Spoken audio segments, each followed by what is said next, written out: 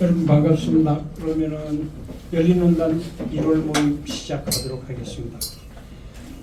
저희 그 1월 모임 하기 전에 오늘 여러분들 함께 나오셨으니까 서로 신년 인사부터 먼저 나누도록 하겠습니다. 모두 자리에서 일어나셔서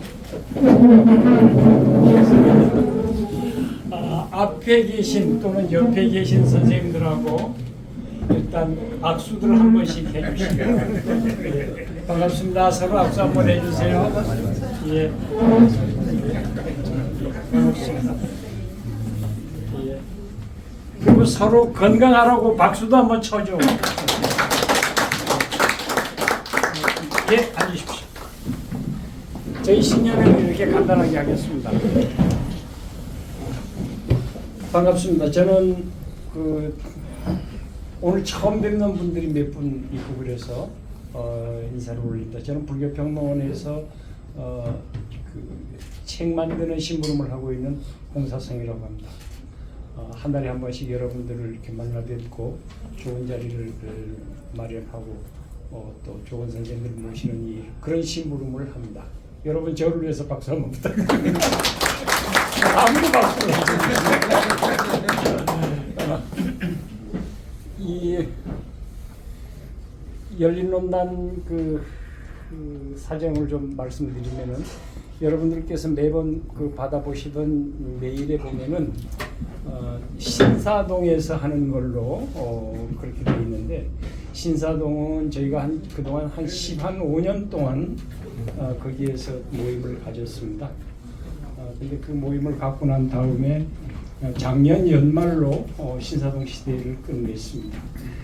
사무실은 지금 한 군데를 마련하고 있는데, 저는 곧 알려지는 대로 여러분들께 다시 한번 말씀드리도록 하겠습니다. 불교평론 사정을 조금 말씀드리면은 지난 한 25년 동안 저희를 후원해 주시던 그 설악산에서 100호를 끝으로 이제 후원을 이제 마감했습니다. 그래서 새해서부터는 저희가 자립 경영 체제로 돌입을 했습니다. 그래서 작년 한 7, 8월서부터 잡지 발행을 위한 그 준비를 해서 전국적으로 모금 운동을 했는데 상당한 액수가 모여서 한 2년 동안은 발행을 하는데 걱정이 없습니다. 앞으로 이제 더 여러 가지 사업들을 해서 보다 안정적으로 재정적 기틀도 마련해 나갈 계획입니다. 여러분들께서 많이 도와주시기 바랍니다. 신년 인사는 간단히 여기까지 마치고 바로 발제에 들어가도록 하겠습니다. 오늘 저희가 얘기를 하려고 하는 것은 인공지능의 문제인데 그것이 어떤 문제를 가지고 있는지, 그리고 또 그것에 대응하는 우리의 방식은 어떠해야 되는 건지, 특히 불교적 관점에서 이런 문제를 어떻게 봐야 할지, 이런 문제를 오늘 주제로 삼아서 토론도 하고 발제도 듣고 토론을 하려고 그럽니다.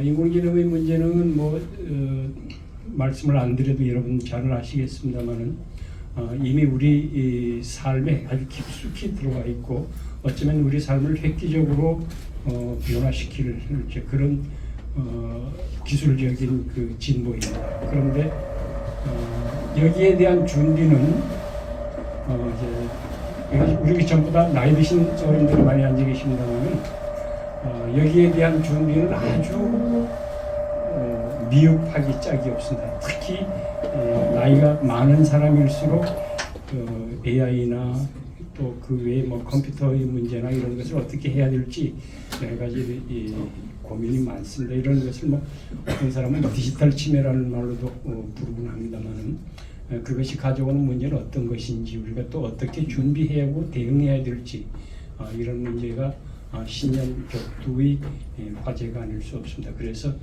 이 문제를 우리가 같이 발제를 듣고 토론해 보려고 합니다.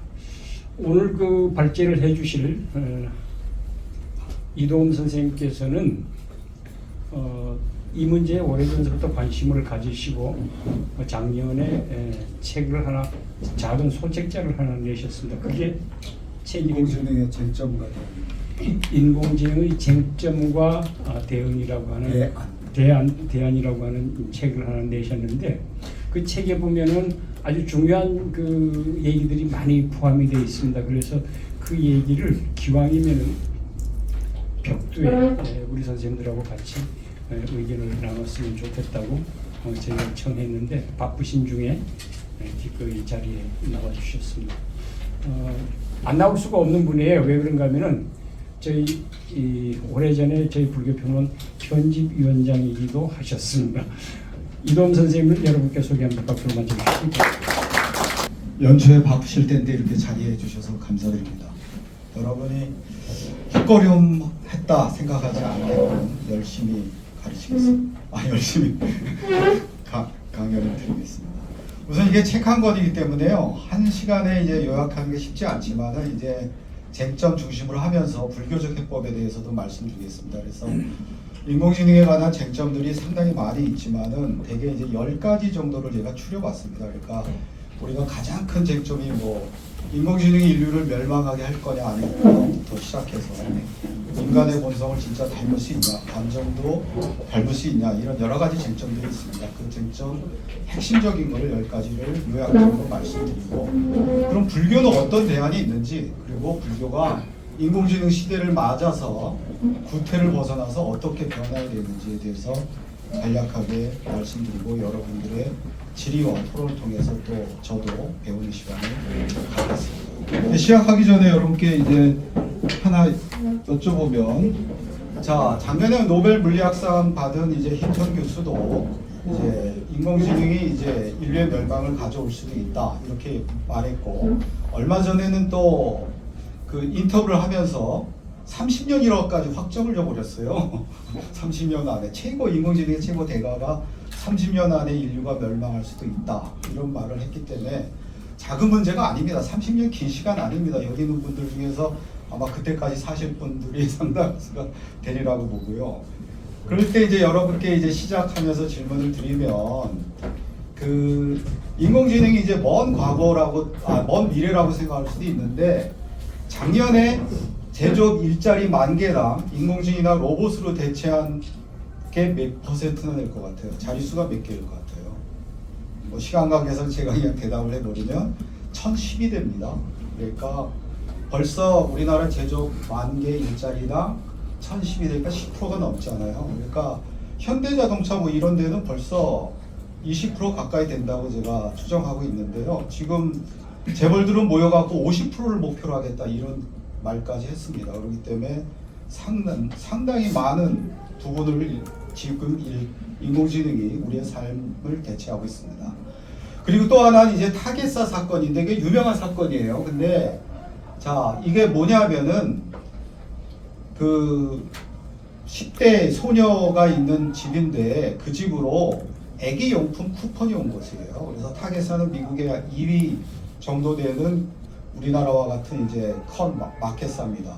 그러니까 이제 이 소녀의 아버지가 타겟사에 이제 그 매니저 바꿔라 그래서 매니저한테 화를 냈죠. 야, 우리 애가 지금 고등학교 다니는 소년인데 어디 애기용품 쿠폰을 보냈냐.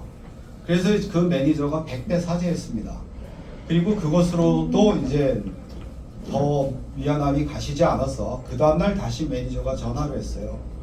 그랬더니 오히려 아버지가 사과를 했습니다. 야, 내 딸 임신한 게 맞다. 너는 나도 모르는 내 딸의 임신을 어떻게 알았냐? 이렇게 되물었습니다. 그랬더니 이제 그 매니저가 이제 우리는 이렇게 패턴에 따라서 분석한 거다. 그러니까 여러분 중에서도 이제 임신해 본 사람은 아시겠지만은, 임신하면 이제 초기에는 아기를 위해서 영양제를 섭니다. 뭐 페럼 이런 거 사겠죠. 그리고 두 번째는 이제 배가 불러져서 이제 살이 트니까 어떻게 애기한테 무해한 로션 같은 걸 사죠. 그리고 3단계로 이제 애기용품을 준비합니다. 그러니까 이 소녀가 이제 그 첫 단계로 이제 영양제를 샀고, 그 다음에 이제 검색하면서 이제 빅데이터를 분석한 거죠. 이제 로션 같은 걸 검색을 한 거예요. 그러니까 바로 이제 애 낳을 때가 가까웠구나 생각하고 애기용품을 보낸 거죠. 그래서 이게 아버지도 모르는 임신을 타겟사는 어떻게 알았을까가 뉴욕타임즈부터 그 당시에 여러 신문에 대서특필된 제목들입니다. 그러면 이 타겟사는 어떻게 알았을까요? 간단히 얘기하면 패턴을 아는 거죠. 패턴. 그러니까 우리가 만약에 로또의 패턴을 안다면 로또 당첨 번호를 예측할 수가 있죠. 그러니까 인공지능의 원리 중에 가장 여러분이 이해하기 쉽게 말씀드리면 인공지능이란 것은 이 자연이란 것은 무한한 것인데 그 무한한 것을 수학으로 바꾸고 그래서 어떤 패턴을 만들고 그 패턴을 바탕으로서 알고리즘을 만드는 것입니다. 그럴 때 그것은 하나의 장치란 걸 만들 수 있고 그 장치를 통해서 이제 인간이 그 기계를 인간의 의도대로 움직일 수가 있는 거죠. 맨 첫 장면에 이제 피그말리온이 나왔는데 자 그리스 시대 이 피그말리온이 이제 당시 그리스 여성들이 뭐 정저간염도 약하고 뭐 어쩌고 불만이 많으니까 자기가 이상적인 이제 여성을 만든 것입니다. 그리고 이제 아프로디테 신한테 청혼을 해서 여기 생명을 불어넣어달라 그래서 생명을 불어넣어줘. 그래서 이 이상적인 자기가 만든 여인하고 같이 살고 이제 결혼 생활도 하고 애도 낳게 됩니다. 그 이후로 인간은 이제 그 인간을 닮은 기계를 꿈꿔왔고 그것이 바로 인공지능까지 온 것입니다. 그러나 이제 과학이라는 것은 항상 이중 용도의 우려를 우리가 해야 되는 거죠. 제일 대표적인 게 프리츠 하버입니다. 하버가 아니었으면 아마 지금 인류 80억 가운데 최소한 40억 명은 굶어 죽었을 겁니다. 왜냐하면 이제 토지 비옥도가 한계에 이르러서 이제 여러분 멜더스의 뭐 인구론 같은 거 알죠? 이제 인구는 기하급수적으로 오는데 식량은 그렇지 못하기 때문에 곧 식량 위기가 올 거라고 실제 굶주림이 시작됐어요. 근데 프리츠 하버가 공중정의 질서를 고정시켜서 비료를 만든 것이에요. 그래서 80억이 먹어도 남는 식량이 생산됩니다. 작년에 실제 뭐 900만 이상이 굶어 죽었지만은 식량은 90만 이상이 먹을 정도로 생산이 됐습니다. 분배 문제고 생산 관계 문제뿐인 거죠. 그런 식으로 이제 프리츠 하버가 인류를 구원한 사람이지만 이 사람이 1차 세계대전 때 그것을 다시 응용해서 화학무기를 만들었어요. 그래서 엄청나게 많은 사람이 죽었고 자기 아내도 이걸 알고 자살해 버렸습니다. 그렇기 때문에 과학이라는 것은 항상 선도 될 수 있고 악도 될 수 있고 천사도 될 수 있고 악마도 될 수 있는 거죠. 인공지능도 바로 이 똑같은 이중성을 갖고 있다는 것을 우리가 생각해야 되고 그리고 또 알아야 되는 것은 전 그렇게 생각해요. 과학이란 게 뭐냐? 우리가 여기 석굴암이라는 게 있는데 석굴암이라는 것이 어떻게 해서 그 조금의 균열도 안 가하고 습기도 맺지 않는가? 그게 여러 가지로 수수께끼였어요. 왜냐하면 이제 석굴암을 갖다 일제시대 때 얘네들이 해체했다가 이렇게 다시 쌓았죠. 그 이후로 이제 습기가 차는 겁니다. 그래서 이제 우리나라가 그 해방 이후에 여러 가지 방법을 동원하다 안 돼서 지금 유리창으로 칸막이를 했습니다. 그러고선 거기에다가 이제 그 뭐예요? 습기 제거기 그걸 갖다가 장치를 했어요. 그랬더니 이 기계의 진동 때문에 균열이 가해진 것이에요. 그래서 들어가 보신 분 알지만 지금 석가모니불의 이 뒤쪽으로 가면 엉덩이 쪽에 쫙 금이가 있습니다. 그러면 신라 사람들은 천여 년 동안 어떻게 그 균열도 안 가면서 습기가 안 차게 됐냐 이거죠. 그것은 이제 여러 가지가 있지만 두 가지만 핵심적으로 말씀드리면 여기 이제 석굴암에 보면은 여기 이제 자갈층들이 들어가 있어요. 그래서 저 동해에서 습기와 연기가 많은 바람이 불면 이 자갈층을 통과하면서 습기와 연기가 제거가 되는 거죠. 그리고 또 이 석굴암이라는 것도 일종의 그 지피면서 또 이 어떤 그 사원이기 때문에 여기에서 이제 물하고 거리가 멀어야 되는데 이 밑에 샘이 있는 것이에요. 그러니까 샘이 이 밑에 있습니다. 그래서 그것도 이제 전혀 이제 상극이잖아요. 무덤 같은 거는 샘이 있는 곳에 있는 것은 완전히 가장 나쁜 자리잖아요. 근데 왜 샘을 넣는가 그게 이제 밝혀진 거죠. 우리가 예를 들어서 그 컵에다가 얼음을 넣으면 어떻게 돼요? 습기가 차죠. 그러니까 습기와 연기가 많은 바람이 이렇게 들어와서 여기가 차가우니까 바닥에 여기에 습기와 연기를 빼입니다. 별로 현상이 맺어진 거예요. 과학적으로 이게 이게 밀도가 떨어지니까. 그러고 이제 이 위에 이제 구멍이 있었죠 원래. 그래갖고 이 구멍으로 나가버린 거죠. 그러니까는 자연의 카오스 원리대로 이 그대로 작동하게 한 게 신라인들의 과학이었죠. 에밀레중이라든지 그다음 팔만대장경, 그건 나중에 고려 때지만 그런 것들은 자연의 원리 그대이기 때문에 천여 년 동안 그대로 그 자연의 원리대로이기 때문에 어떤 과학적 역기능이 안 나타난 거죠. 그때 과학이라는 것은 자연을 이해하고 자연을 정복하는 서양적 과학 개념이 아니라 그대로 스스로자 그러려니라 그 원리 그대로 이해하는 거죠. 그래서 물론 이렇게 자연이 그렇지만 우리는 어떻게 우리 과학이라는 것은 그것을 인간의 이해 범주로 범주화할 수 있는 것으로 끌어내립니다. 그렇기 때문에 우리가 궁극적인 진리라든지 궁극적인 자연은 우리의 인식이나 어떤 언어 너머에 있다. 그것을 또 인식을 해야 되는 거죠. 그 다음에 이제 첫 번째 쟁점입니다. 그러니까 인간의 본성을 가질 것인가가 가장 중요한 인공지능의 쟁점입니다. 과연 인간을 닮은다고 할 때 그 닮은 것은 인간의 본성을 그대로 모방할 수 있느냐 이 문제인데 이것은 딱딱딱 넘어가겠어요. 싹 넘어와서 결론적으로 시간 관계에서 이렇게 됩니다. 그러니까 리차드 도킨스가 볼 때 생물학적인 이 진화 생물학을 볼 때는 리차드 도킨스 말대로 인간은 이기적 유전자를 가진 생존기계에 지나지 않습니다. 그래서 인간도 자기 유전자를 가진 자기 자식이 잘 되길 바라고 또 자기 자식이 번성하고 이러길 바라죠. 그래서 남의 것 뺏어다 자기 자식 주죠. 근데 이렇다면 이건 동물이겠죠. 그러나 인간은 또 사회적 존재로서 700만 년 동안 사회생활을 해온 것입니다. 그래서 인간은 어떻게 해요?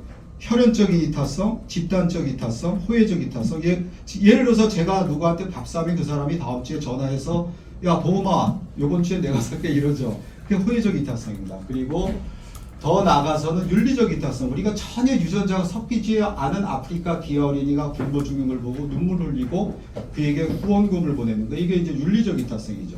그런 식으로 이타성을 증대시켜 왔습니다. 그리고 또 인간은 뇌과학적으로 보면 미러 뉴런 시스템이라는 게 있습니다. 그러니까 저는 인류 역사를 유발 하레가 달리 이제 7단계로 해석을 하는데 인류 역사에서 가장 획기적이었던 것은 무엇이냐면은 150만 년 전에 한 번, 그리고 500만 년 전에 다시 한 번 뭐가 일어나? ARH, GAP, 11B 유전자의 돌연변이가 일어납니다. 그래서 전두엽이 형성됩니다. 그래서 우리가 ARH, GAP, 11B 유전자는 원숭이한테는 없어요. 유인원한테는 없습니다. 그래서 우리는 전두엽이라는 걸 갖게 됐어요. 그리고 어떻게 해요? 이성적인 작용을 하게 된 거죠. 그게 이제 인류사에서 아주 획기적인 돌연변입니다. 그리고 또 한 30만 년 전쯤에 폭스피트 유전자의 돌연변이가 일어나요.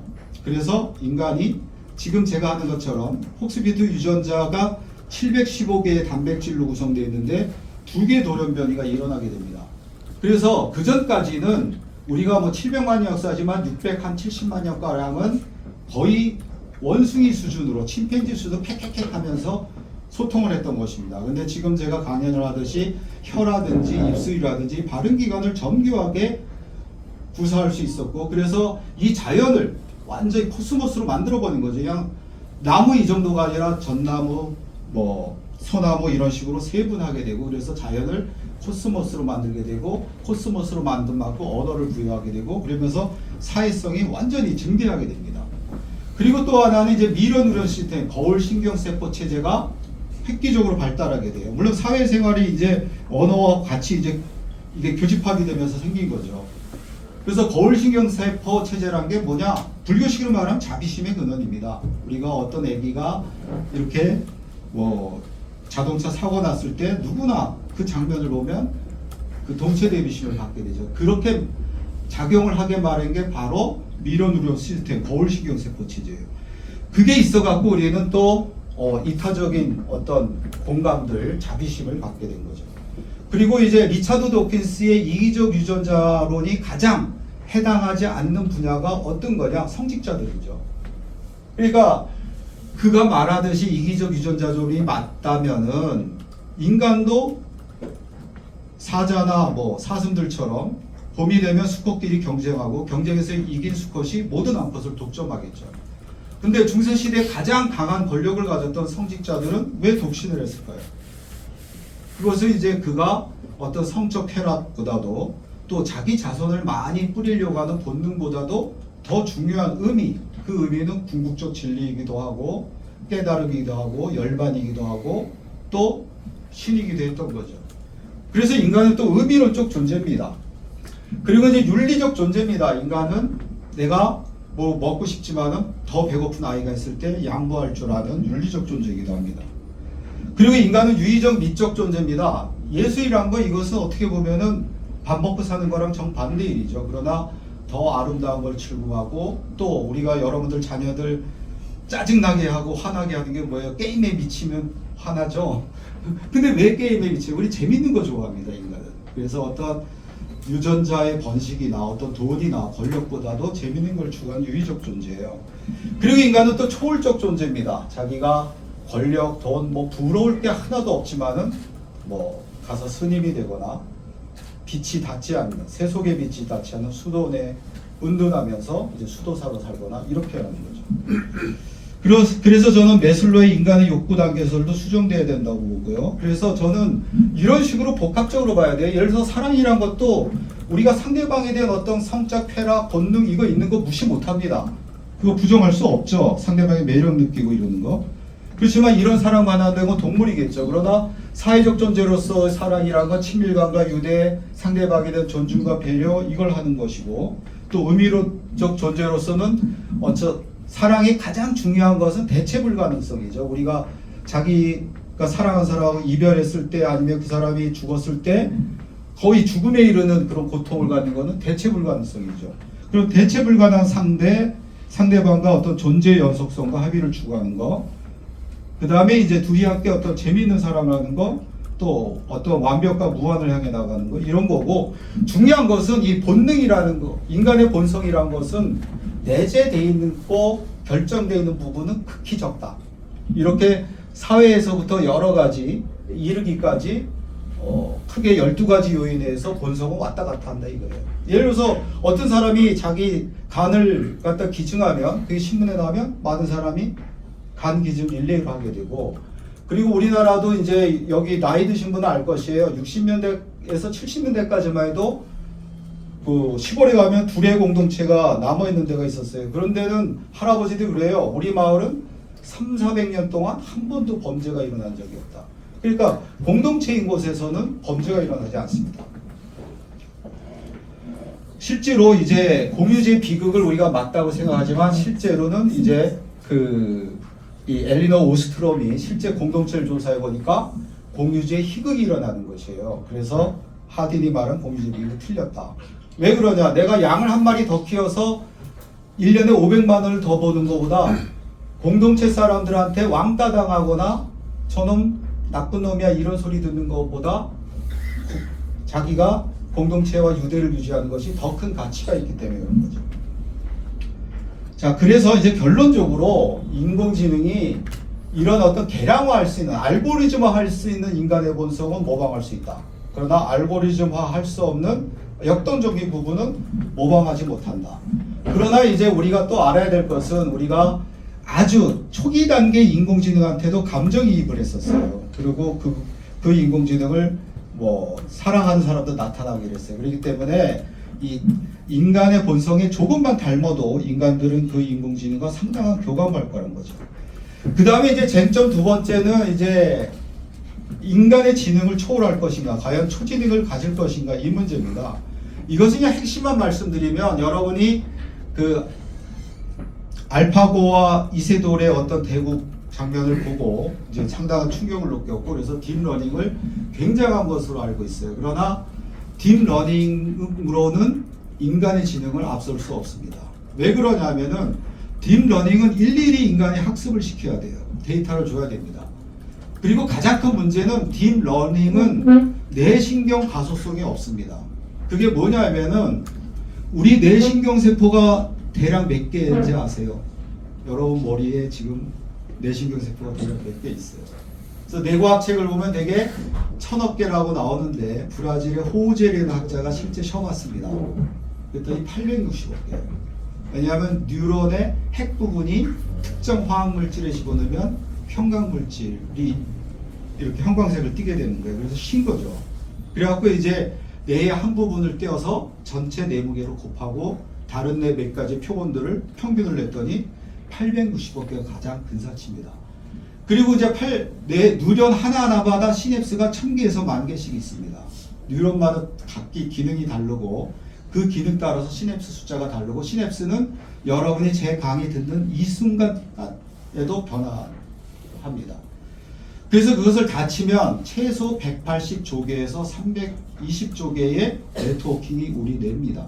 그래서 내가 우리 옛날 조상들도 하나의 소우주로 본 것도 과언이 아닌 거죠. 근데 뇌신경 가소성이란 건 뭐냐면 이 시냅스들이 자기네들이 아주 네트워크를 자연스럽게 한다는 것이에요. 그래서 예를 들어서 히딩크가 한국에 왔어요. 그래갖고 야 16강 들어야 된다. 그런데 처음에는 압박을 받았죠. 근데 첫날 연습을 시키고 16강 들 수 있겠다 이렇게 생각했어요. 왜 그랬어요? 유럽 애들은 양발잡이가 대다수가 아니에요. 근데 한국 애들이 양발잡이가 절반이 넘는 거예요. 손흥민도 유럽에서 통하는 게 양발잡이이기 때문이에요. 근데 한국에서 이제 외발잡이인 애들은 그게 읽히는 순간 슬럼프에 빠집니다. 한 프로 선수가 그래서 슬럼프에 빠졌다가 1년간 축구를 쉬고 초등학교에서 연습을 해서 나중에 왼발의 달인이 됐어요. 그거 왜 그래요? 시냅스가 발달하는 거죠. 시냅스가. 그래서 이 뇌신경 가소성이란 건 뭐냐? 컴퓨터란 것은 아무리 우리가 학습시켜도 소프트웨어가 변할지만 하드웨어가 커지지는 않아요. 이 노트북 이거 지가 막 커지지 않죠. 근데 뇌는 커지는 거예요. 엄청난 네트워킹을 만드는 거예요. 하드웨어가 변하는 거죠. 그게 없기 때문에 딥러닝으로는 인간의 초지능을 달성할 수 없다는 거죠.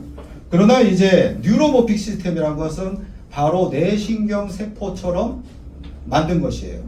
그리고 이거는 발전 속도가 1년에 100배 이상입니다. 그래서 뉴로모픽 컴퓨팅을 활용하면 인간의 지능을 30년 안에 넘을 수 있다는 것이고, 힌턴 같은 사람이 30년 안에 인류를 멸망할 수 있다고 30년이라고 계량한 수치까지 말했은 것도 뉴로모픽 컴퓨팅의 발전 속도를 이제 추정해서 그런 것입니다. 그래서 뉴로모픽 컴퓨팅을 활용하면 이제 인공지능이 30년 안에 인간의 지능을 넘을 수가 있습니다. 그리고 세 번째, 이제 자유지를 가질 것인가. 그래서 자유지 갖고 인문학부터 자연과학계에 이르기까지 엄청난 논쟁이 일어났고, 그러나 이제 미국의 이제 자연과학계에서는 인간의 자유지는 없다고 봅니다. 그래서 여러분이 잘 아는 이제 세계적인 석학 대우를 받는 유발 하라리도 자유의지가 없다는 전제에서 호모데우스와 호모사피엔스를 써서 이제 세계적인 이제 학자로 구상을 했던 거죠. 그럼 이 자유의지가 가질 수 있느냐 없느냐 또 왜 중요하냐면 이따가 윤리적 법적 쟁점에 대해서도 얘기하겠지만, 한마디로 인공지능이 사람을 죽였어요. 그럼 어떻게 할 거냐 이거예요. 원래 인공지능은 자기가 인간이 장착한 알고리즘대로 움직이기 때문에 인간이 사람을 죽이게끔 알고리즘을 만들지 않는 이상 인공지능은 사람을 죽일 수 없게 돼 있어요. 근데 가끔 에러라는 게 나죠. 정상사고라는 게 있어요. 시스템상으로는 아무런 문제가 없어요. 근데 사고가 나게 챌린저 폭발 이후에 이제 만들어진 개념이죠. 그럼 정상사고가 날 수도 있어요. 그렇지만 자유지가 없을 때는 그 인공지능에게 죄를 물을 수가 없어요. 우리가 칸트의 자유지 개념을 근대적인 자유지 개념을 확립한 이유에서 근대법에서 중요한 것은 법에서도 자유지 여부죠. 네가 저 사람을 죽일 때 자유지가 있었냐, 아니면 남의 강제에 의해서 그랬냐, 아니면 네가 미쳐서 그랬냐, 이럴 때마다 형량이 달라집니다. 그리고 자유지가 있는 인공지능은 인간을 멸망시킬 수가 있습니다. 그렇기 때문에 이 자유지라는 것이 상당히 중요한 쟁점입니다.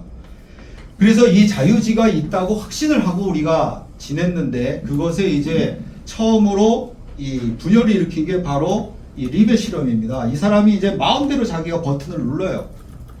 그러나 이제 이 EEG라는 것을 이렇게 설치하고 봤더니 1000분의 350초 전에 뇌가 활성화된 거예요.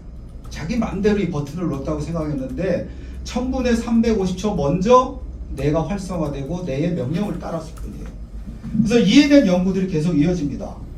그 중에 이제 자유의지를 없다고 생각하게 만든 결정적인 것이 바로 산지부 타라리의 로봇 마우스 실험입니다. 그러니까 산지부 타라루가 간단히 자뇌와 우뇌를 자극하는 이런 장치를 만들어서 이 자뇌 우뇌를 리모컨으로만 조종한 거야. 자기 이제 떨어져서 리모컨 조종하는 것밖에 안 했고 자뇌와 우뇌만 자극했습니다. 근데 지가 이렇게 계단도 올라가고 이 문도 통과하고 이랬습니다. 뭐라 그래야 돼요? 요것도 올라가고 사다리 비슷한 것도 올라가고. 근데 걔가 지가 가장 싫어하는 게 계단 오르고 내리는 거예요. 근데 이것도 수행한 거야. 그러니까 이 지는 자기 자유지대로 이렇게 계단도 올라갔다고 생각하지만 타라루 교수는 야마 너는 내가 좌뇌 우뇌 자극한 거 2개만으로 계단 올라간 거 이렇게 말합니다. 인간도 그럴 수 있다고 이제 본 거죠. 그리고 이제 그 뒤를 이어서 여러 실험들이 나옵니다. 그래서 딜런 하인즈는 이제 카드 갖고 실험을 한 거죠. 숫자 카드 갖고 5 더하기 4 이렇게 내가 마음대로 카드를 골랐는데 먼저 이렇게 뇌가 활성화된 것이 보여지는 것이고, 그 다음에 이제 최근에도 이제 캘피오대학 연구팀이 이렇게 결론을 내려요. 이제 뇌를 더 세밀하게 분석해서 자유지란 것 없으며 자유지라고 생각한 것이 있을 뿐이다. 이렇게 결론을 내립니다. 그러나 저는 이 자유지가 없다고 내린 결론이 실체론적인 오류라고 봐요. 한마디로. 그러니까 서양 사람들 실체를 보죠. 너는 누구냐? 우주의 본질이 뭐냐? 이렇게 묻습니다. 근데 동양 사람들은 관계적 사유랍니다. 너의 아버지가 누구냐? 너 선생이 누구냐? 우주는 나와 어떤 관련이 있냐? 이래죠. 그거에 대한 오류라고요. 한마디로. 그게 이제 대표적인 게 요 실험인데, 물론 그 눈동자와 심리 관계를 알기 위해서 한 실험이에요. 근데 저는 이것을 자유지 실험으로 보는데 이 여자를 보여줘요. 그냥 1초만 보여준 겁니다. 그리고 누가 더 매력적으로 보이냐 손들게 해요. 그러면 여러분 누가 더 매력적으로 A, B? B가 80%. 근데 A하고 B하고 똑같지만 차이가 있어요. B가 눈동자가 더 큽니다. 자세히 보면. 원래 요만한 사진 1초가 보여주는 거예요. 그러니까 우리 눈과 뇌는 절대 인식하지 못합니다. 요만한 사진이 한 1초만 보여줄 때. 우리 몸이 느끼는 거죠. 왜? 인간의 동공이 확대되는 경우는 10가지 이유가 있는데 그 중에 여기에 해당되는 게 상대방한테 호감을 가졌을 경우, 그 다음에 또 번박한 얘기지만 섹스할 때 오르가즘을 올렸을 경우 동공이 확대됩니다. 그러니까 뇌는 인식은 못하지만 상대방 여성이 눈동자가 자기를 보고 확대된 것에 대해서 우리는 호감을 갖고 있는 거고 매력적이라고 느끼는 거죠. 그러니까 우리 몸이 느끼는 겁니다. 한마디로. 또 하나 실험이 이거예요. 자, 애기한테 이 카드를 보여서 이 카드 그 논문에 나온 거 그대로 이제 옮긴 겁니다. 근데 다른 거에는 반응이 없었는데 이 거미나 뱀을 보여줬을 경우 애기 눈이 커졌어요. 근데 애기는 생후 6개월 애기이기 때문에 뱀과 거미에 대한 인식도 없고 본 적도 없는 얘기예요. 그러니까 몸으로 느끼는 거죠. 인간이 아까 말씀드린 대로 700만 년 동안 수렵 채취 생활을 했죠. 그러면서 이제 뱀과 거미에 물리거나 독을 쏘였던 경험에 의해서 내 몸이 느끼고 애기 동공이 확대된 겁니다. 그래서 저는 결론적으로 뭐냐, 자유지란 것은 뇌의 세포 하나하나에는 자유지가 없다.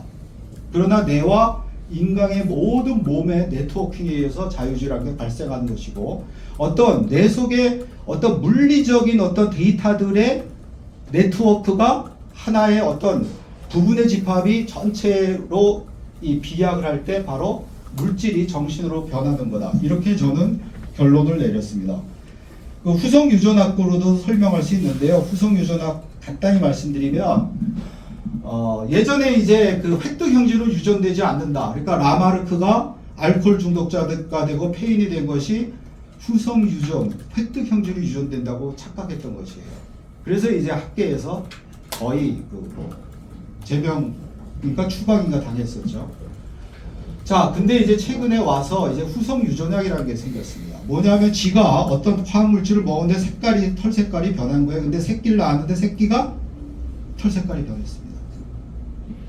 유전됐네? 이렇게 된 거예요. 제가 아무리 미세먼지에 강한 폐를 가졌다고 하더라도 제 아들이 미세먼지에 강한 폐를 갖고 태어나지는 않습니다. 근데 이제 그 지 실험에서 이 후성 유전학이 이렇게 발견된 것이에요. 그래서 이쪽 연구들이 막 있었죠. 그래서 물론 다인의 말은 맞아요. 그러니까 진화에는 영향을 못 미쳐요. 2, 3대로 끝나요. 그렇지만 이제 획득 형질이 유전될 수 있다. 이렇게 본 것이고요. 그래서 스펙터가 그 일란성 쌍둥이하고 실험을 한 것이에요. 일란성 쌍둥이를 상당히 많은 모집단을 갖고 실험을 했는데 일란성 쌍둥이의 질병들이 70%가 오히려 다른 거예요. 일란성 쌍둥이 유전적으로 똑같잖아요. 그러면 쉬운 예를 들면 이런 거죠. 언니하고 동생인데 똑같이 뭐 옥스퍼드 다니고 똑같이 예쁘고 똑같은 성격을 가졌는데 언니는 유방암이 걸렸는데 동생은 안 걸렸어. 왜 그래요? 동생이 이제 언니보다 먼저 애인을 사귀니까 언니가 스트레스 받아갖고 유방암 유전자가 이제 발현이라 그랬는데 동생은 유방암 유전자가 켜지지 않은 거예요. 스위치가 온 오프라고 그것도 설명을 해요. 켜지지 않은 거죠. 근데 언니는 스트레스로 인해서 유전자가 켜진 거죠. 이런 것처럼 우리 동양에서 말하는 마음도 물질적인 어떤 세포에 영향을 미친다는 것이 이제 증명이 된 것이고, 그래서 결론적으로 이 자유의지라는 것은 내 세포에만 있는 것이 아니라 몸의 전체 네트워크에서 이루어지는 것이다. 그렇기 때문에 어떤 물질에 관련되고 실체론적인 것은 알고리즘화가 가능하기 때문에 인공지능이 모방할 수 있다. 그러나 어떤 이 몸의 네트워크와 내가 일체가 돼서 하는 것들은 인공지능이 모방할 수 없다. 그럼에도 불구하고 그 알고리즘화 할 수 있는 자유지만 갖더라도 그 인공지능은 인간의 명령을 따르지 않고 자기 마음대로 인간을 죽일 수도 있고 자기가 인간을 죽일 수 있는 인공지능을 만들 수 있기 때문에 상당히 위험한 거죠. 그 다음에 이제 4. 인간의 감정을 프로그래밍할 수 있느냐. 그래서 우리가 기존에는 인간의 감정을 이렇게 보편적으로 봤습니다. 그러나 이제 이게 이제 공포예요, 고통이에요? 네? 자, 이게 이제 US 오픈 때 세라나 윌리엄스가 언니인 비너스 윌리엄스한테 리빙샷을 쏘고 우승할 그 장면의 사진입니다. 그래서 얼굴만 보면 이제 고통인지 불안인지 뭔지 모르지만 이렇게 보면 이제 기쁨인 걸 알 수가 있죠. 그래서 인간의 그 감정이라는 것은 보편적이 아니란 것이고 사회적 실제라는 거죠. 문화적인 뭐 여러 가지 영향을 미치는 것이고, 그래서 감정을 이제 여러 가지 이론을 결합하면 이런 단계입니다. 뱀이 길거리에 있다는 대상을 보고 우리 지각을 하고, 그 다음에 이제 리자 펠트만 베럿에 의하면 우리 예측을 하고 시뮬레이션 하는 거예요. 저기 초등학교 동창이 있다 생각하면 우리 예측을 하는 거죠. 머릿속에서 아 제가 착한 애였나, 내 도시락 뺏어먹은 놈인가 하고 반갑게 맞고 반가운 표정을 지을지 아니면 그냥 살짝 모른 척하고 지나갈지를 시뮬레이션을 하는 거예요. 그리고 비교하고 이 세 개를 모형 범주하고 예측 오류 수정하고, 그 다음에 정석과 흥분도 주도성 이런 거에 따라서 이제 작용을 하고 그게 얼굴 표정이나 표현에 나타낸 거죠. 길가에 뱀을 나타날 때 뱀을 의식하고 더불어하면 뱀에 물릴 수도 있다 예측하고, 머릿속에서 뱀에 물린 위험한 상황을 시뮬레이션하고 눈앞에 뱀과 비교하는 거죠. 아니 조그마니까 그냥 지나가도 돼. 아니면 크고 독 있는 것 같아 머리가 세모다래 그러니까 피해간다든지 그런 식으로 이제 하고, 여기에 따라서 뭐 정석과 흥분도에 따라서 이제 흥분이 커지기도 하고 이제 적기도 하고 이런 거죠. 그래서 이것도 이제 시뮬레이션 할 수가 있어요. 이 정석과나 흥분도나 이 그 주도성에 따라서 3차원으로 해서 이것을 시뮬레이션 할 수 있고, 또 그리고 인간의 표정을 이미 이렇게 약화해서 다양하게 물속 올라가고 내려가고 올라가면 또 어느 정도 올라가고 그래서 이 약화 시스템이 만들어져 있습니다. 그렇기 때문에 이거와 결합하면 인공지능이 인간 이상으로 풍부하게 감정 표현을 할 수가 있다는 거죠. 그렇지만은 이제 중요한 것은 그 인간의 감정이란 것이 리자 펠트만 베럿이 말했듯이 사회적이고 문화적인 실제이기 때문에 똑같이 눈썹이 치어 올라간 것도 화내는 데 있고 놀라는 것도 있고 문화적 맥락에 따라서 다양하기 때문에 그런 거와 결합을 어느 정도 할 수 있겠지만은 궁극적으로 인간의 다양한 문화적이고 사회적 맥락을 가진 감정을 닮을 수는 없다. 그러나 우리가 아까도 말했듯이 일라이저라는 이건 그냥 컴퓨터 모니터에 그냥 대화하는 거예요. 근데도 거기에 인간이 이렇게 감정적 연륜 한 거를 추정했을 때는 우리가 허라는 그 영화에 잘 나타나듯이 인간이 그 인공지능을 사랑한다든지 인공지능에 자괴감 느낀다든지 이런 것들이 가능하다. 그리고 이제 노동 문제인데 노동으로부터 인공지능 해방시키냐 해방시키지 않냐 할 때 아까 말씀드린 대로 이미 제조업 일자리 만 개당 1012대의 그 비율로 제조업 일자리를 빼앗고 있습니다. 근데 이거는 상대적으로 작은 문제예요. 가장 큰 문제는 이제 고스트 워크가 발생한다는 겁니다. 신자유 체제가 돼서 비정규직이 생겼고 또 플랫폼 노동이 생기면서 불안전 노동이 생긴 것도 큰 문제인데 그보다 더한 게 고스트 워커입니다. 고스트 워커가 뭐냐? 인공지능이 못하는 부스러기 일을 하는 것이에요. 그래서 지금 우리가 신자유 체제고 비정규직 노동 뭐 세계화 이런 거로 하더라도 이주 노동자의 문제 때문에 이제 유럽, 미국이 막 극우화되고 트럼프 같은 사람이 망나니가 다시 대통령이 되고 막 이랬잖아요. 근데 그거는 그래도 국경이란 장벽이 있었어요. 고스트 워커는 장벽이 없습니다. 국경이. 페이스북, 구글 이런 데서 지금도 온라인상으로 고스트 워커를 모집합니다. 되게 많은 사람들이 인도 사람들 영어를 할 줄 알아요. 그래서 모집을 해요.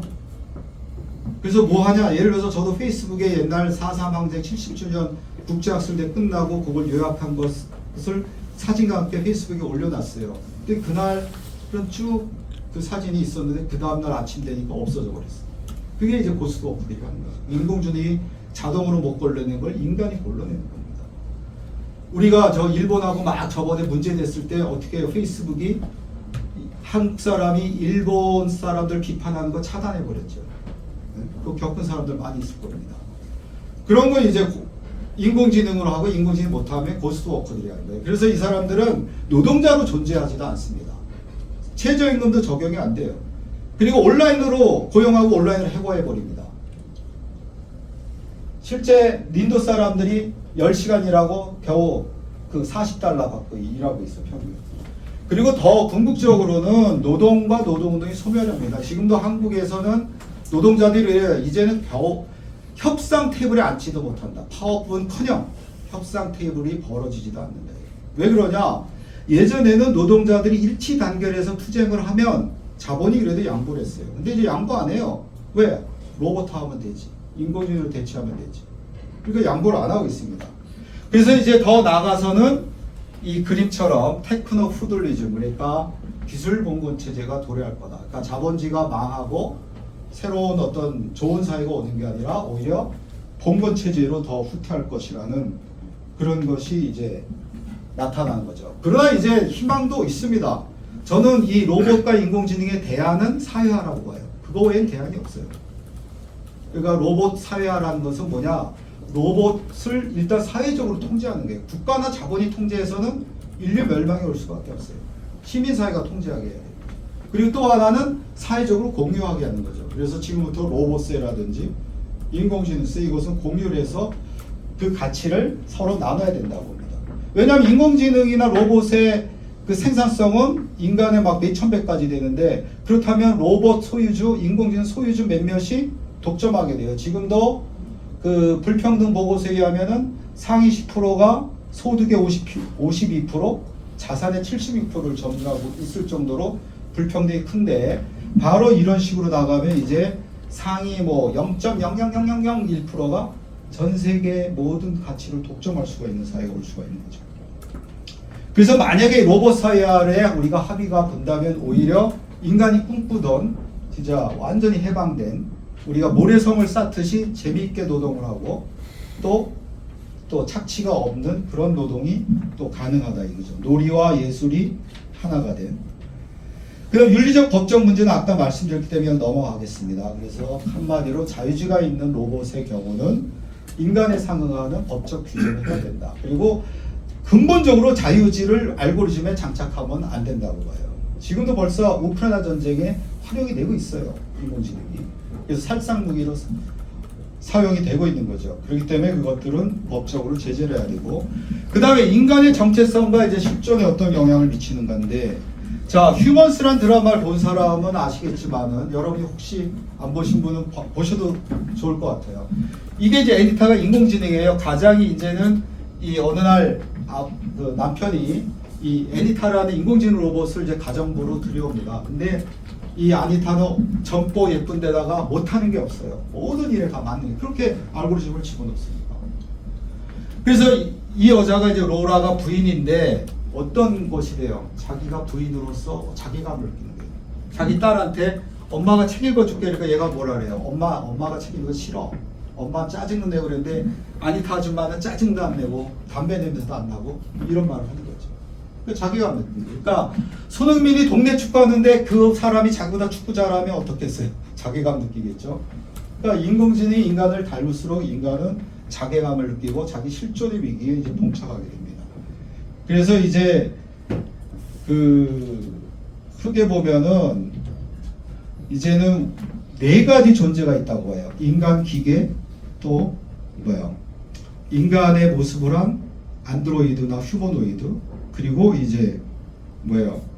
기계의 모습한 로봇. 이 네 가지 존재가 이제 있게 되기 때문에 이 존재에 대한 성찰해야 되고, 그러면 인간이 더욱더 인간다움이 뭐냐? 뭐 공감, 연대, 그리고 인공지능이 못한 창의성, 뭐 자비, 이런 것들이 인간이 이제 추구해야 될 것이겠죠.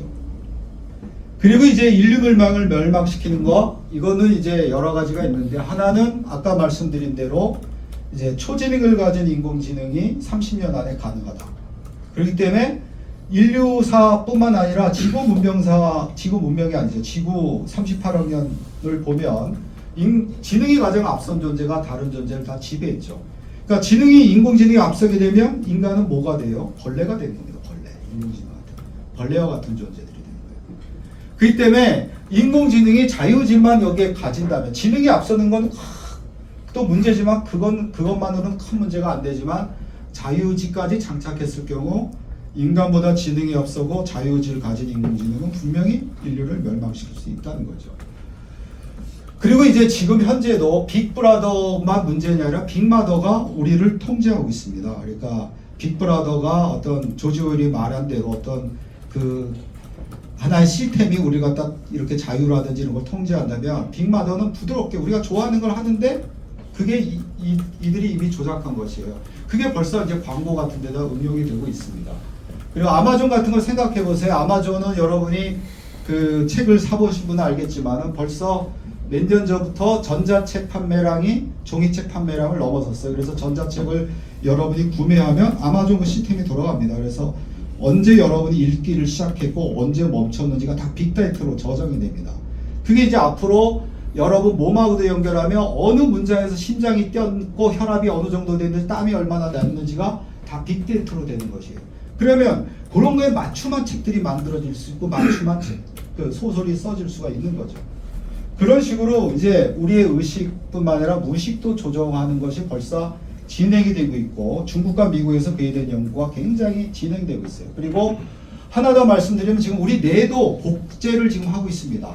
디지털화를 하고 있어요. 그래서 미국 국방성에서는 50% 이상이 진척이 됐습니다. 그러면 옛날에 그 우리나라도 뭐 계엄령 때 그 HID 동원됐죠. HID 한 명 만들려면 HID 했던 후배가 그래요. 과장이 있었겠지만 자기네 마지막 훈련이 뭔지 아니에요. 자기가 뭐 북한 청진도 갔다 왔다 이러면서 하는 말이 공수부대 10명하고 싸우는 거래요. 그래서 한 대라도 맞으면 훈련 다시 한대요. 공수부대도 싸움 잘하잖아요. 근데 한 대만 맞아도 거기에 독침이 있으면 자기가 찔려서 죽을 수도 있기 때문에 안 된다는 거죠. 그러니까 인간 기계로, 병기로 만드는 거죠. 근데 그렇게 만들려면 엄청난 시간과 예산이 투여되겠죠. 근데 뇌를 복제하면 어떻게 돼요? 그 베테랑 병사의 뇌를 복제하면 그런 병사를 양산할 수 있는 인공지능 병사를 만들 수가 있는 거예요. 그래서 미국 국방성이 다르파라는 곳에서 이미 50% 이상이 진척이 되어 있습니다. 이제 그런 것들은 우리의 인류를 멸망으로 이끄는 것으로 지금 가고 있는 것이고, 벌써 딥페이크 하나만으로 해도 공론장이 붕괴되고 민주주의가 붕괴됐고, 그것이 우리가 지금 경험하고 있는 겁니다. 지금 한국에서 다시 계엄령이 일어나고 극우 파시즘이 발화하고 있는 것도 가장 큰 문제, 공론장이 붕괴된 거죠. 신자유 체제로 어떤 언론과 기업의 유착이 심해진 것도 있지만 디지털화가 돼서 가짜뉴스가 SNS를 타고 완전 횡행하고, 그래서 가짜뉴스가 진실과 대결을 하고 양비론을 만들어서 진실과 같은 가치를 갖게 되고, 그리고 나중에 가짜가 진짜 혼동이 되게 되고, 인공지능이 만든 딥페이크는 가짜와 진짜의 구분마저도 완전히 무너뜨리게 됩니다. 그래서 공론장이 붕괴되고, 바로 공론장이 만들어지면서 민주주의가 태동한 것인데, 그 민주주의가 근본부터 흔들리고 있는 거죠. 그리고 이제 아까 말씀드린 대로 이제 테크노 푸들리즘이 되면서 이제 자본주의가 붕괴되고 이게 더 좋은 세상으로 나가는 것이 아니라 이제 기업가 정신, 자유주의. 그래도 자본주의의 장점은 바로 기업가 정신, 자유주의 이런 거였는데 그런 것들도 사라져 버린 것이에요. 그리고 이제 극히 몇 명들 한의 모든 가치가 독점된 사회로 가고 있다. 그 다음에 6대 복합위기로 넘어가겠습니다. 나중에 혹시 질문이 오시면 6대 복합위기에 대해서 인공지능이 실제 어떻게 6대 복합위기, 저는 이제 기후위기나 불평등이나 이런 6대 복합위기 시대이기 때문에 우리 21세기가 여러 가지로 이제 위기의 시대라고 보는데 그런 위기에 대해서 인공지능이 이제 한마디로 잘하는 것도 있고 못하는 것도 있고 역기능도 있고 순기능도 있다는 것이고요. 그것을 한번 실상을 한번 알아본 것이고요. 그 다음에 이제 그럼 대안이 뭐냐? 그럴 때 저는 하나는 AI에 대한 법적 규제, 여기에 대한 국제적 합의를 해야 된다고 봅니다. 유럽에서는 유럽의 의회를 중심으로 해서 철학자들, 심리학자들, 법학자들 모여서 하나의 AI에 대한 법적 규제에 관한 일종의 장전을 만들었습니다. 근데 아직까지는 법적 규제는 약하고 대개 이제 그 윤리적인 어떤 규제 비슷하게 이제 돼 있을 뿐인데 그것은 빨리 법적 규제해야 되고 최소한 전쟁 무기로는 AI를 활용하지 않게끔 그것은 법적으로 개혁을 해야 된다고 봅니다. 그 다음에 이제 인간이 AI하고 맞서서 싸워서 이길 가능성은 없습니다. 제가 볼 때. 그러면 어떻게 해야 되냐? 선한 인공지능을 만들어야 되는 거죠. 그러니까 인류 또한 악한 사람도 있고 선한 사람도 있고 이타심과 자비심이 강한 사람도 있고 또 이기심이 강한 사람도 있어요. 그러나 인간 사회가 지옥이 안 된 것은 바로 이 선한 사람들이 불의라든지 부조리에 맞서서 자기 목숨도 내놓으면서 어떤 자비심을 구현한 것이 있다고 봅니다. 그러면 선한 인공지능을 만드는 거죠. 그럼 선한 인공지능을 어떻게 만드냐? 하나는 시적 철학적 의미를 이제 창조하는 것이고, 하나 다양한 협력 체계를 구체하는 것이고, 그 다음에 이제 미러 뉴런 시스템, 아까 자비심의 근원이 미러 뉴런 시스템이라 했잖아요. 미러 뉴런 시스템을 만들어서 인공지능에게 장착하는 거죠. 다음 이제 불교적 해법으로 가면은 자, AI가 인류에 끼칠 최고의 해악은 정보의 편향과 인간 지배입니다. 그래서 지금 적대적 생성망이라는 게 생겨서 우리가 진리하고 허위를 구분할 수 있는 것이에요. 그러니까 식별기하고 이 발생기가 이제 서로가 이렇게 돌아가면서 견제하면서 진리와 이제 그 허위를 구분하는 시스템인데 저는 이것을 더 한 발 나가서 이제 화쟁적인 생성망을 만들 수 있다. 원효의 이제 화쟁 가운데 순위 불순이 있는데 뭐냐면은 진리라고 해서 무조건 받아들이지 마라. 그 진리도 맥락이 달라지면 아니고 또 그 진리에도 약간의 허위가 있을 수 있다는 거고 또 허위라고 해서 내추지 마라 이거죠. 그 허위 안에도 진리가 있을 수 있고 어떤 허위도 또 맥락이 달라지면 또 진리일 수도 있는 거죠. 그리고 이제 뭐냐면은 이제 그 쉽게 말씀드리면 이제 눈부처 같은 거예요. 이제 대대라고 저는 명명하는데 대립되는 것을 모신다. 모실 대자에다가 대립된 대자. 대립된 대자가 앞에 있는 거는 그 음양학에서 말하는 대대고 대립된 게 뒤에 있고 앞에 모실 대자가 있는 거. 그러니까 우리말로 남모심이란 것은 한국인의 사회예요. 그러니까 대대란 게 뭐냐? 우리가 뜨거운 거 먹으면서 시원하다 그러죠. 제 아들놈도 3살 때가 4살 때 곰탕 먹으면서 아빠 곰탕이 시원해 그래서 너도 한국 놈이 됐구나 이런 말을 했는데 그거 중국 일본 사람들도 굉장히 혼란스럽다 그래요. 그리고 우리는 삶의 최고 순간에 왔을 때 죽인다라고 표현해요. 오늘 이돔 선생과 휴강이래. 오늘 죽이는 날이다. 뭐 날씨만 좋아서 죽인다 그러죠. 그래서 그런 표현을 이태리도 하긴 하지만 이렇게 모든 좋은 순간에 죽인다라고 하는 것은 한국 사람밖에 없어요. 죽이는 삶이 최고의 삶이고 또 뜨거운 시원함이 최고의 맛이기 때문이죠. 이렇게 우리는 대립되는 것이 A, O와 나래가 아니라 A and 나래입니다. 서양 사람들이 볼 때는 그거는 모순이라고 하죠. 모순이다. 그리고 또 하나는 이것이 뭐냐면 지금 여러분들이 상대방 눈동자를 마주 보면 눈동자의 내 모습을 보여요. 그게 눈부처라는 건데 그 눈부처를 보는 순간은 너와 나의 경계가 무너집니다. 상대방인데 내 모습이 있고 내 눈동자에도 상대방 모습이 있다고 생각하게 됩니다. 그리고 누굴 때리러 갔는데 그 사람이 눈부처를 본다? 그러면 못 때리겠죠. 그런 식으로 이제 화쟁적인 생성망을 하게 되면 진리 안에 허위, 허위 안에 진리가 서로가 이렇게 화쟁적으로 눈부철 보듯이 오고 가면서 그 진리 안에 허위도 바라보고 허위 안에 진리도 바라보면서 진리로 수렴해 갈 수가 있는 거죠. 그 다음에 이제 이 시적 철학적 의미 창조 프로그램인데 이건 뭐냐면은 아까 말씀드렸듯이 리처드 도킨스의 이기적 유전자론이 가장 적용 안 되는 부분이 성직자들이죠. 그러니까 인간이 이기적 유전자를 가진 생존기기에 불과하지 않고 그걸 뛰어넘을 수 있는 것 중에 가장 큰 거는 바로 의미를 만드는 것이라고 봅니다. 그러니까 여기 뭐 시인도 계시고 그렇지만은 여러분들이 의미를 만들잖아요. 수없이 만드냐. 아까 말한 대로 카오스였던 자연을 범주에서 코스모스로 만들었어요. 근데 코스모스로 만든 것을 우리 그치지 않고 거기에다 수많은 의미들을 부여해요. 근데 의미들을 부여하는데 어떻게 하냐? 그걸 이제 화쟁교학을 해서 하는 건데 하나 유사성의 유추입니다. 그러니까 인류 역사 700만 년이지만은 700만 년 동안 인류의 발전을 보면 별로 크게 문명의 발전이 일어나지 않습니다. 근데 갑자기 14,000, 8,000년 그 사이에 문명이 획기적으로 발전해요. 신석기 혁명이라고 그러지만 구석기 때부터 어떻게 돼요? 우리가 신석기 혁명을 하는 것들이 이루어져요. 농업, 토기 제작 이런 것들이 시작이 됩니다. 그러면서 어떻게 인류는 이제 스마트폰을 만들고 외계에 우주선을 보내고 자기가 자기 생명을 창조하는 그런 호모데우스의 위상까지 갔어요. 그러니까 만여 년 만에 이렇게 발전 속도가 왜 이렇게 빨라졌냐? 그래갖고 세계학계가 수수께끼였었어요. 근데 저는 그것을 어떻게 보냐면은 메타포와 메토니미를 발견했고 그 메타포와 메토니미를 바탕으로 자연지능과 사회지능과 과학기술지능을 하나로 이렇게 묶을 수 있었기 때문이라고 봅니다.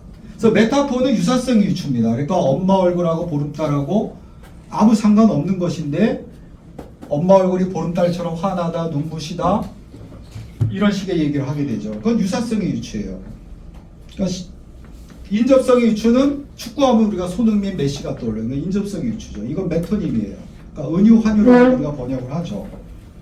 그리고 이것을 더 우리는 진전시켜서 자연지능과 과학기술지능과 사회지능 하나로 결합합니다. 그러니까 예를 들어서 자 원시대 사냥을 당했어요. 그러다 보니까 사자가 용맹해. 그래서 사자 이퀄 용맹이라는 은유를 알게 돼요. 근데 이거는 이제 자연지능이죠. 그리고 사자 시신 썩는 걸 지켜봤더니 다른 거 금방 썩는데 이빨은 안 썩어. 그래서 이빨이 사자를 대체할 수 있다는 환유적인 인식을 하게 돼요. 그래서 이빨 이퀄 사자의 용맹성을 갖고 있는 부분이다 이렇게 생각하게 돼요. 그게 과학기술지능이에요. 그 다음에 더 나가서 어떻게 합니까?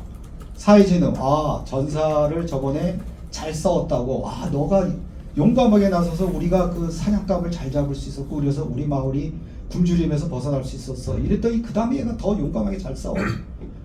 그러니까 칭찬해 주니까 진짜 우리가 하는 말 칭찬 고래도 춤추게 한다는 식으로 사회지능이에요. 그러니까 어떻게 해요? 사자 이빨 먹거리를 전사한테 상으로 주는 거죠. 생기는 거죠. 그거는 고대 시대 때 있었고 지금도 아프리카 몇몇 부족은 사자 이빨 먹거리 상으로 주는 거예요. 자 우리나라 사람도 마찬가지죠. 왜 새가 청동골에 새겨져 있고 왜 제정일치 시대 샤먼들이 새의 깃털을 한 모자를 썼어요. 자연지능 새가 하늘 땅을 왔다 갔다 해요. 그리고 이제 과학기술지능 새가 부력을 양력을 이용해서 날개로 난다는 거예요. 그리고 이제 그래서 새가 신과 인간의 중개자라는 어떤 은유를 형성하고 새의 날개가 바로 새의 그 은유를 가질 수 있다는 환유적인 인식을 합니다. 그리고 자기가 이제 사회지능을 통해서 어떤 신적인 권위를 가질 때 인간을 다스리기가 쉽다는 걸 알게 돼요. 그래서 어떻게 새가 하늘과 땅을 왔다 갔다 하는 중개자고 그래서 새의 깃털에 모자를 쓴 내가 바로 신의 중개자, 신과 인간의 중개자다 이런 의미를 갖게 되는 거죠. 그리고 이제 새가 인간의 소망을 신께 알려주고 신의 계시를 새가 받는 이런 식의 어떤 신화와 서사들이 이제 만들어지게 되는 거예요. 그런 식으로 은유와 환유를 바탕으로 자연지능, 과학기술지능, 사회지능을 하나로 통합을 할 수 있다는 거예요. 그러면서 인간이 철학이 만들어지고 종교도 만들어지고 과학도 이제 이해할 수 있게 된 거예요. 얼마 전에 힉스 입자를 발견했어요. 그러자마자 그 노벨 물리학상을 받은 물리학자가 뭐라 그랬어요? 다음 과제가 뭐냐? 기자가 물어봤더니 뭐라 그랬어요? 힉스 입자를 은유로 설명할 수 있는 거다. 은유를 통해서 우리는 철학도 이해할 수 있고 또 과학도 이해할 수 있고, 과학도 이제 이해 대상이 돼서 이제 과학을 막 응용하게 된 거죠. 바로 그런 건데, 이것을 이제 화장을 보니까 이제 상체용으로 되는 거예요. 제가 보니까 이제 달이 어떤 상은 우리의 우리말로 품이고 이제 서양 말로 현상에 가까운 거죠. 보름달에서 그처럼 동그란 쟁반, 미인빔 이런 걸 떠올리고, 또 달의 본질이 착복이인다는 데서 변화, 연고성세를 아니야, 달이 그만대로 살았는데 다시 나타나. 여기서 부활, 영원성 뭐 이런 걸 나타내고, 그 다음에 짓은 이제 기능이에요. 왔다 갔다, 달이 하늘 갔다 왔다 갔다 하니까 달이 뭐 관음보살이다, 뭐 대잡이다, 또 월별로 나타나는 달거리다, 이런 식의 의미를 만듭니다. 그렇게 어떤 사물의 현상의 유사성의 유추, 본질의 유사성의 유추, 기능의 유사성의 유추, 이렇게 만드는 거죠. 그렇게 이제 이것을 만들고, 그 다음에 여기에 세계관이 작동이 돼요.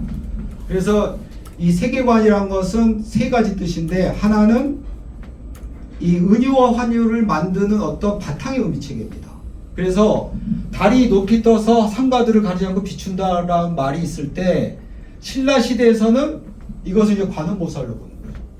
아, 달이 상가들을 가리지 않고 비추면서, 산은 또 메타포로가 높으니까 귀족, 들은 낮으니까 양인. 그러니까 양인, 그 달의 빛이 귀족과 양인에게 고루 뿌려주고 있다. 그래서 관음보살의 자기의 빛이 귀족과 양인에게 고루 뿌려주고 있다, 이렇게 생각하는 거죠.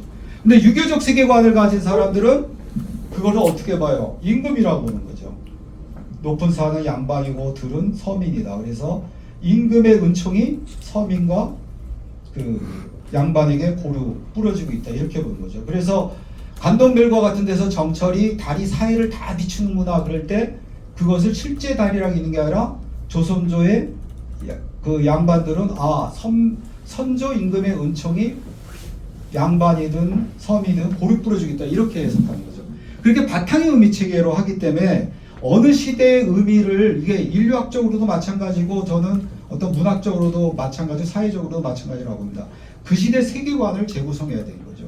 그래야만이 그 의미를 올바로 볼 수 있죠. 전 이제 원래 향가 연구원인데, 향가에서 좀 난센스의 해석을 한 게 되게 뭐냐, 현대 세계관으로 향가를 해석하는 것들이에요. 그래서 뭐 바실날의 원한의 형이상어 막 이런 것들은 제가 볼 때 그건 난센스 해석인 거죠. 그리고 이제 3단계는 맥락에 따른 해석을 하는 겁니다. 그래서 예를 들어서 달을 그렸다는 간단한 문장도 미술 시간의 맥락에서는 지구의 위성을 그렸다는데, 엄마가 이제 시험 보고 가서 너 몇 점 맞았니 그럴 때 달 그렸어 그럼 빵점 맞았다는 뜻이고, 어느 여인이 언덕 있다 내려와서 달 그렸다 그러면 자기 남편을 기다렸다는 뜻이겠죠. 이런 식으로 맥락에 따라서 달라기 때문에 맥락을 부여하는 거죠. 그 다음에 이제 4단계는 이제 가치에 따라서 또 달라집니다.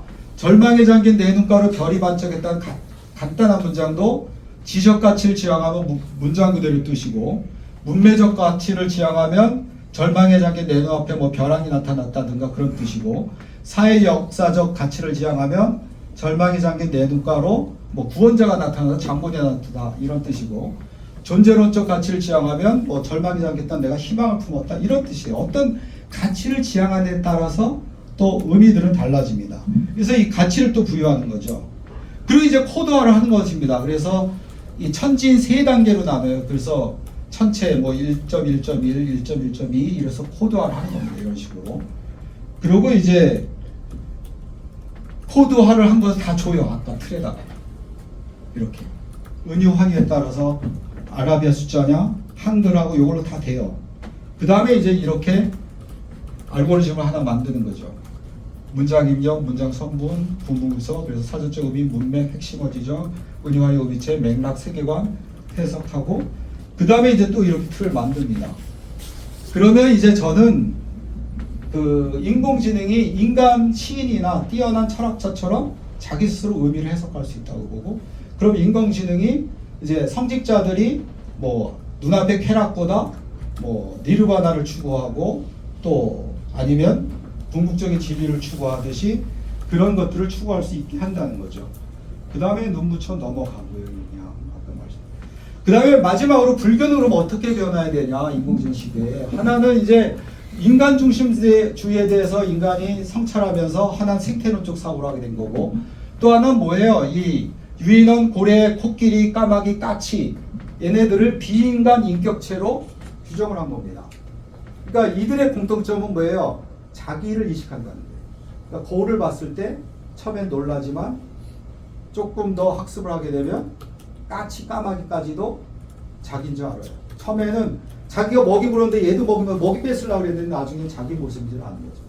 그리고 또 고통을 느낄 줄 안다는 거죠. 그렇기 때문에 이들을 이제 비인간 인격체라고 명명합니다. 동물이라기보다. 근데 인공지능도 자유의지를 가졌고 고통을 느끼는 것은 인간과 똑같은 존재로 우리가 봐야 된다는 것이고. 마이크가 안 나옵니다. 소리가 이게 다 됐나?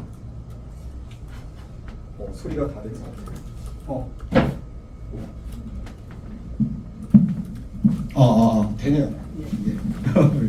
그 다음에 이제 우리가 연기로는 아니까 저는 모든 존재가 연기적 생성자라고 봅니다. 그러니까 팀나카 스님도 인터비라고 보는데 그것은 그러면 공이 설명이 안 돼요. 그래서 저는 인터디펜던트 비커믹스다. 그러니까 제가 지금 얘기할 때도 이산화탄소가 나오고 여기에 이제 박테리아들이 있어서 호기성 박테리아들은 뭐 2억 마리가 1억 마리로 줄어들고 또 현기성 박테리아 오히려 1억 마리가 2억 마리로 늘어나겠죠. 그리고 이걸 동시에 여러분들이 마시고 그럼 술 마시면 우리가 알코올에 젖는 것처럼 우리 몸이 변하고 또 변한 알코올을 먹으면 또 알코올 성분이 있는 숨을 알코올 측정기에 토해내듯이 변한 숨을 토해내요.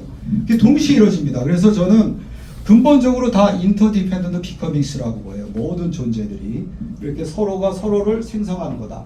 그렇기 때문에 공한 것이고 그럼 공도 이제 설명이 가능하죠. 그리고 그렇게 봤을 때 인공지능도 마찬가지고 인공지능 못한 기계들도 다 서로 인터디펜던트 비커믹스로서 공신하는 거다. 그런 존재로서 인공지능을 인식을 해야 된다. 그 다음에 알고리즘에 악을 갖다 일부러 집어넣지 않는 한 인공지능의 특징은 인간과 달리 삼독이 없어요. 그리고 이들에게 이제 상당히 인간도 넘어서는 그런 지능을 줄 경우 무명도 없기 때문에 이런 인공지능 그 다음에 거울 신경세포를 장착한 인공지능은 인간 이상으로 자비심을 더 가질 수도 있습니다. 그런 것들에 대한 인식들이 있고 그에 따라서 이들을 이제 신도로 아니면 스님으로 벌써 인공지능 스님들 나왔죠. 지금은 뭐 경전과 설법만 되풀이하는 스님이지만은 그게 아니라 진짜 삼독도 없고 무명도 벗어난 인공지능 스님이 곧 나올 수가 있는 상황입니다. 지금 벌써 작년 8월에 섹스 로봇이 출시됐어요. 그게 얼마 안 해요. 중국제는 보니까. 근데 걔는 질투도 한대요. 질투도 하고 상당히 사람과 비슷하답니다. 그래서 이 인공지능 속도가 굉장히 빨라요. 근데 그 다음에 그럼 인간들은 뭐냐? 인공지능과 차이를 갖는 인간이 돼야 되겠다 이거죠. 그러면 어떤 창조적이고 맥락적인 해석을 한다. 불교는 이제는 옛날에 고리타분한 해석을 변화되고 그리고 멸반을 지향해야 된다. 그러나 그렇다고 해서 우리가 뭐 주눅이 들거나 그럴 필요는 없다고 봐요. 인간이란 것은 저는 한마디로 과정이라고 봅니다. 그래서 부족함이 많기 때문에 완벽을 지향하고 삼독에 물들어 있기 때문에 그걸 없애는 수행을 하고 중생들이 고통 속에 있기 때문에 그들을 부처로 만든 순간에 내가 부처가 된다고 봅니다. 자, 이상으로 마치겠습니다.